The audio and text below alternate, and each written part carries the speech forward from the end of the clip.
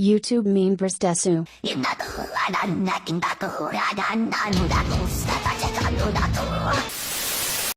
Now, wouldn't it be nice if pre-preparation of rites let us grab any ritual spell as well as any ritual monster? As it is now, it can only search for a ritual spell and a ritual monster mentioned in that spell.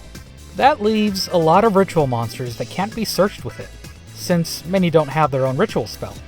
Ritual summoning has it hard enough, being the black sheep of all the special summoning mechanics. The other special summoning mechanics have the benefit of being in the extra deck, so it's impossible for them to break our hands. They just hit the field whenever they're ready, which is usually done by a one-card combo. Meanwhile, rituals require at least 2 specific cards in our hand and at least one other card to tribute, unless you're using advanced ritual art, but then you're forced to play a vanilla in your main deck, making it even more bricky. So, for all of these reasons and more, it would only be fair if rituals got a better version of pre-prep. But, until then, we do have this Diviner of the Herald combo that lets us search for 2 ritual cards. Start off by summoning Diviner and dumping Treyas, the level 9 Light Fairy. Activate its grave effect to special summon itself by tributing Diviner. This triggers Diviner's effect to special summon the level 1 Valkyrie from the deck, which then special summons the level 9 Valkyrie from the deck. We then use our 2 level 9s to exceed into Mariologic Aggregator.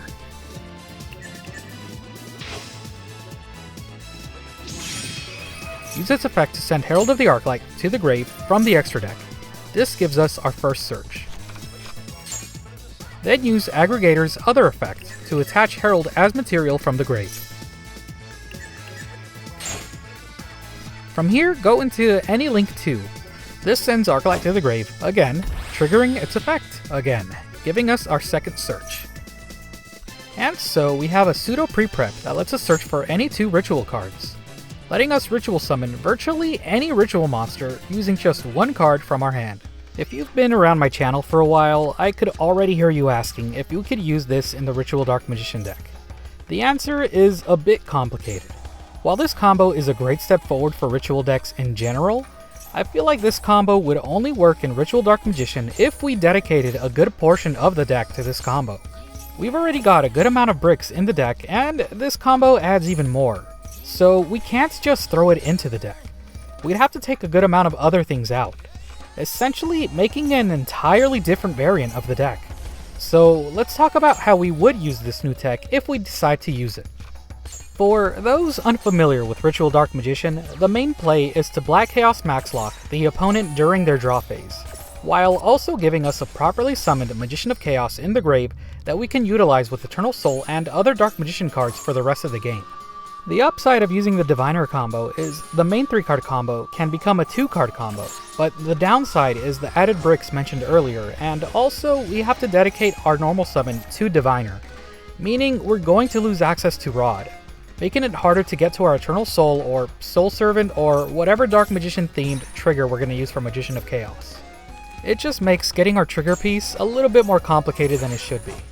So, with that said, if you're going to focus on this 2-card combo, you should probably max out on whatever it is that you're going to use as your Magician of Chaos trigger, whether it be Eternal Soul and Salvation, or Metaverse and Trap Trick, or whatever it is you're going to be using. That is, unless you want to make this 2-card combo into a 1-card combo. You can actually Chaos Max Lock your opponent using only Diviner. This has its own downsides, but we could get to that later. To do this 1-card combo, do the same double search as before with Diviner, but search specifically for Advanced Ritual Art and Magician of Black Chaos Max.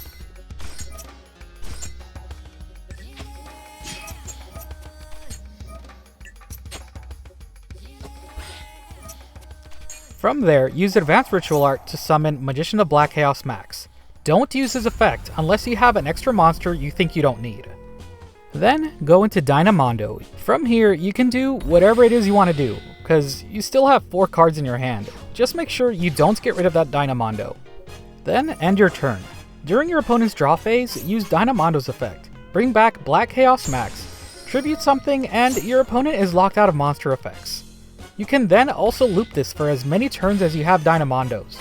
That is, if you have an extra body for the link and another for the tribute, which shouldn't be too hard, considering this combo only requires 1 card from your hand.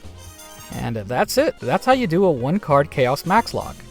Though I did mention there was a downside to it.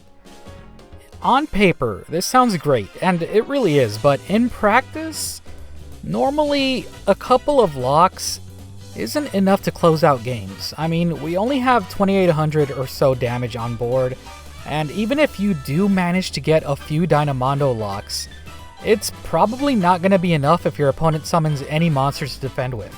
So yes, this combo is still really good, but it needs something else to help close out the game.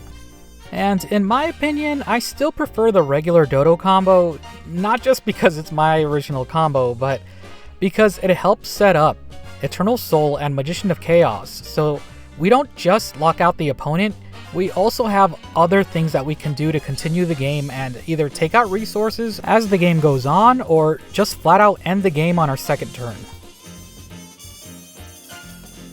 But I can still see people wanting to use this combo instead, and I don't blame them. If you do want to focus on this combo, then I'd recommend also using Small World so that you have a way to search for Diviner. Otherwise, you're going to have just as many bricks in the combo as the starter for the combo. As for me, like I mentioned earlier, I don't think I'll be using this combo, at least not as it is now. Maybe if Diviner gets more searchers in the future, but like I said, not right now for me. It may use less cards, but it's also searchable by less cards. But who knows, maybe you guys could think of something way more powerful than what I have in mind, or maybe there's something I'm missing. If so, feel free to prove me wrong, I'd love to see it. And honestly, I would not be surprised in the slightest if Diviner does end up being the Ritual Dark Magician's normal summon, because I have been playing Rod less and less. I mean, in all of my recent builds, he's only been at 1. But the thing is, even at 1, he's still extremely useful because he helps us get that final piece for the main combo, whether it be Eternal Soul or Soul Servant to grab Eternal Soul, or Magician of Chaos sometimes. So even though we rarely use Rod, we really need him sometimes. And the thing is, it's just enough times that having another normal summon in the deck really gets in the way, because I've been testing this Diviner and Rod combination for a while now, and even with Rod at 1, they still get in each other's way, because while Diviner could search for any of the ritual monster pieces, summoning her means we are not going to search for Illusion of Chaos and get Rod and then summon Rod because we already use our normal summon. So I'm still not entirely won over on completely removing Rod, at least not yet, and especially not for Diviner at this moment, unless, like I said, you do go for these less card combos, but they're still not as consistent. So I personally think it's fine to have a larger card combo if all of the pieces are very searchable, which, yeah, all of our 3 main combo pieces, extremely searchable.